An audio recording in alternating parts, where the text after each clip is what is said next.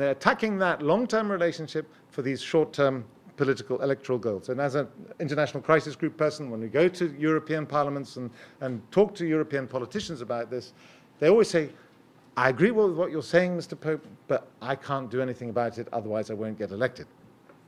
The result of this push away from Turkey was a counter-bitterness push away of Turkey by Europe was a counter-bitterness in Turkey. And I think when you hear Erdogan saying some really outrageous things, remember that it's being fueled by his wish to attract the attention of Europe.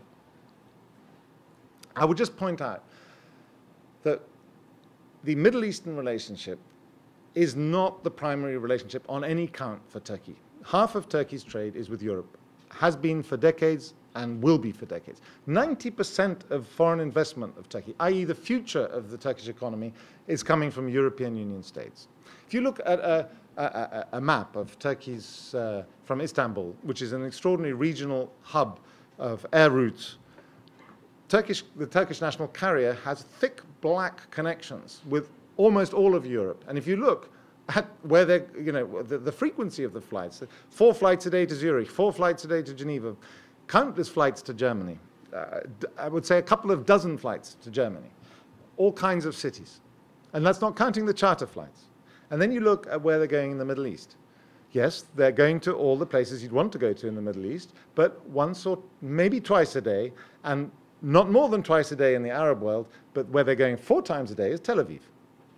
So, the whole commercial orientation of Turkey is with Europe, and I would also remind you that there are 4 million Turks in Europe and only about 200,000 Turks working in the Middle East.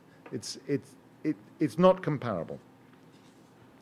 So, having said that, there has been a boom of trade with Turkey with the Middle East, and people have often pointed out, the Financial Times will run these graphs since 2005 or 2006 showing this great growth.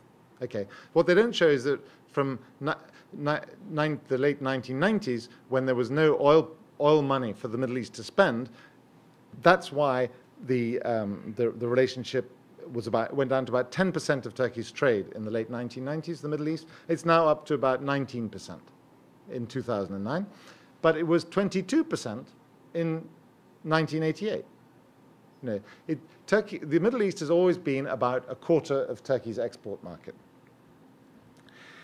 Nevertheless, Turkey has made a decision, and I think this is possibly the most fundamental thing I'd like you to take away with you. What this is about is finding markets for Turkey's economy. Turkey's economy is half of the whole Middle East, MENA region, including Israel, Iran, Saudi Arabia, everything from Morocco to Tehran, to Iran, which is about $1,600 billion of GDP. Turkey's national GDP is about $800 billion. And they're looking for markets, especially since demand in Europe is weak. That's another reason that those graphs look so convincing, that it makes it look like Turkey's turning east. It's just it's a matter of opportunism. They've taken a decision, too, that for those markets to flourish, they need stability in the Middle East. And that is why you're seeing all these agreements being made with the Middle East. Free trade agreements with Syria, with Iraq, with Lebanon, with Jordan, with Libya, and they're trying to get more. That's also the reason you're seeing these visa lifting agreements. You're seeing it now, just in the last year, it's Syria, again, the same group, Syria, Lebanon, Jordan, Libya, and I think Iraq is more problematic, but Iranians have always been able to come. And just as a side note, almost the huge majority of tourists of Middle Eastern tourists coming to Turkey are Iranians, 1.3 million last year. Worth wondering, what will change Iran more over the long term? 1.5 million Iranians coming every year for 5 years, and seeing what a country integrated with the world and with a modern, pluralistic, pretty democratic, pretty secular kind of government system looks like, or sanctions and confrontations. I, of course, believe that engagement with Iran will do much more. And that's the kind of thing that Turkey's looking for. They're also doing government to government relations, and they call them high-level strategic councils. And they're doing them with basically all those countries that I named. And those are up to 10 cabinet ministers meeting once or twice a year. And according to the Turkish diplomats who are part of that, these are usually with very strong political support from the leaderships. All leaders are looking with interest in the Middle East to what Turkey is trying to do.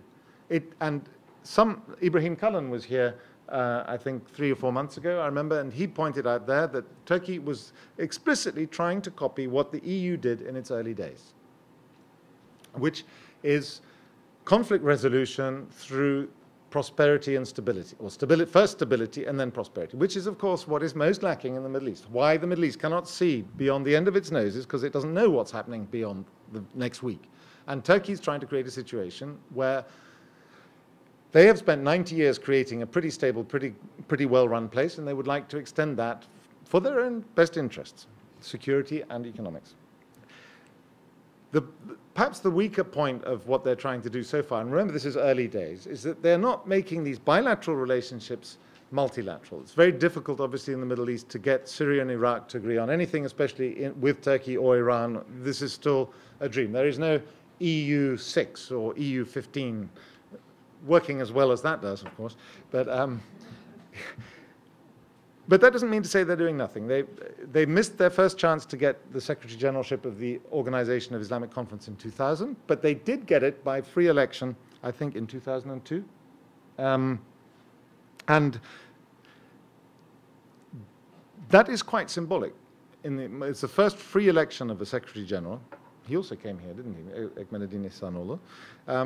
However, I'm not sure whether everyone in Turkey would agree with what the Secretary General of the OIC is trying to do. For instance, suggesting Islamic peacekeeping forces or Islamic security councils and things like this.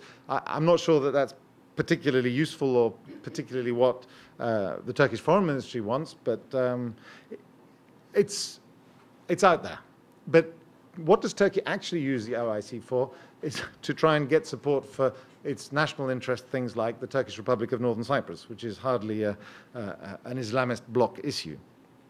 Turkey's also become an observer of the Arab League, and some slightly better relationship with the GCC in the sense that they can have foreign ministry meetings, and they even have had a foreign ministers meeting in Istanbul.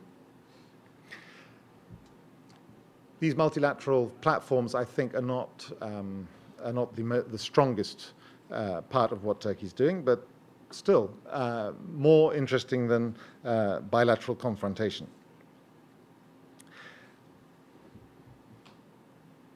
I'll quickly go through what the mediation issue, and you can perhaps, if you want to ask about that. Turkey, if you talk to diplomats in Ankara now, they'll talk about Turkey being involved in a frenzy of mediation, an obsession with mediation, a mania for and they will talk of their Turkish foreign ministry counterparts as dropping with exhaustion, as driven by the foreign minister, Ahmet Davutoğlu. There are only obviously about 1,000 Turkish diplomats compared to 4,000, 5,000, 6,000 in major Western countries, the United States and others. So they're even though they focus on their own region, they're pretty much overstretched. Nevertheless, the 2008 proximity talks between Syria and Israel have to be counted as a success. The United States may have not wanted this to happen, but they did. They went through 5 rounds. Turkey, even today, despite all the